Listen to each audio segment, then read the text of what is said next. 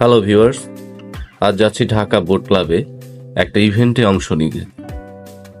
তো যেতে যেতে খুব গুরুত্বপূর্ণ একটা বিষয় নিয়ে কথা বলবো, যা কিনা সবসময় জরুরি, আর তা হলো নেটওয়ার্কিং। নোকিয়া মোবাইল ফোনের একটা স্লোগান ছিল, কানেক্টিং পিপল। ভেবে দেখুন, সম্ভবত আপনার আমার ডিমান্ড বুঝতে না পারায়, আমাদের চাহিদার সাথে কানেক্টেড করতে না পারায় আমাদের পছন্দের লিস্ট থেকে তারা হারিয়ে গেছে। নেটওয়ার্কিং ব্যক্তিগত ও পেশাগত জীবনে অত্যন্ত গুরুত্বপূর্ণ। চলুন যেতে যেতে পথে নেটওয়ার্কিং কি এবং কিভাবে তা করব তা বোঝার চেষ্টা করি। আমরা প্রায়ই বলে থাকি, আমি তো ওই ভাইয়াকে চিনি, উনিও আমাকে চেনেন, আমরা একসাথে ছবি তুলেছি, উনি আমাকে কার্ডও দিয়েছেন, এর মানে আমার নেটওয়ার্কিং হয়ে গেল। বিষয়টা কিন্তু এরকম নয়। আপনি অনেক মানুষকে চেনেন, আপনাকে হয়তো অনেকেই চেনেন, কিন্তু প্রয়োজনের সময় কেউ আপনার পাশে নেই। এর মানে আসলে আপনার নেটওয়ার্ক যথাযথভাবে গড়ে ওঠেনি। আপনার নেটওয়ার্কিং এর মধ্যে তারাই থাকবেন যাদেরকে আপনার প্রয়োজনের সময় পাশে পান এবং যারা আপনাকে তাদের প্রয়োজনে পাশে পান। নেটওয়ার্কিং শক্ত হয় পরস্পর নির্ভরশীলতা থেকে। বিষয়টি অনুসরণ করার জন্য কিছু নিয়ম রয়েছে, চলুন বিশ্লেষণ করা যাক। প্রথমে আসি সত্যতা ও বিশ্বস্ততায়। অন্যদের প্রতি সত্যিকারের আগ্রহের সাথে যোগাযোগ আপনার নেটওয়ার্কিং তৈরিতে সাহায্য করে।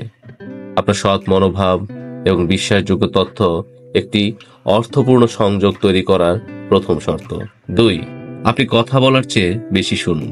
দালাই লামার একটি বিখ্যাত উক্তি আছে, তুমি যখন কথা বলো তখন যা তুমি জানো তাই রিপিট করো, কিন্তু যখন তুমি নতুন কিছু শিখতে চাও তখন শুধু শোনো। মনে রাখবেন, কিছু শ্রবণ করা মানে অন্যের চাহিদাকে শোনা, আগ্রহ বুঝতে দেওয়া। শক্তিশালী সম্পর্ক গড়ে তুলতে এর কোনো জুড়ি নেই।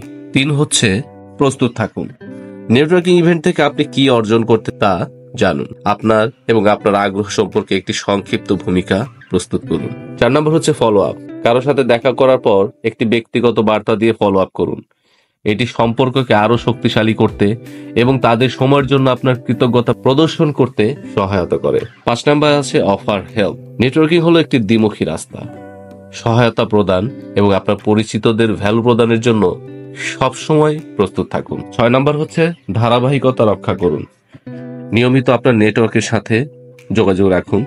এটি সম্পর্কগুলিকে সক্রিয় রাখে এবং দেখায় যে আপনি তাদের মূল্যবান সময় দিয়ে পাশে থাকার প্রত্যয় ব্যক্ত করেছেন। 7 নম্বরে আছে সোশ্যাল মিডিয়ার ব্যবহার। পেশাদার সংযোগ বজায় রাখার জন্য লিঙ্কডইনের মতো প্ল্যাটফর্মগুলি খুবই মূল্যবান। প্রাসঙ্গিক বিষয়বস্তু শেয়ার করুন এবং অন্যদের পোস্টের সাথে জড়িত করুন।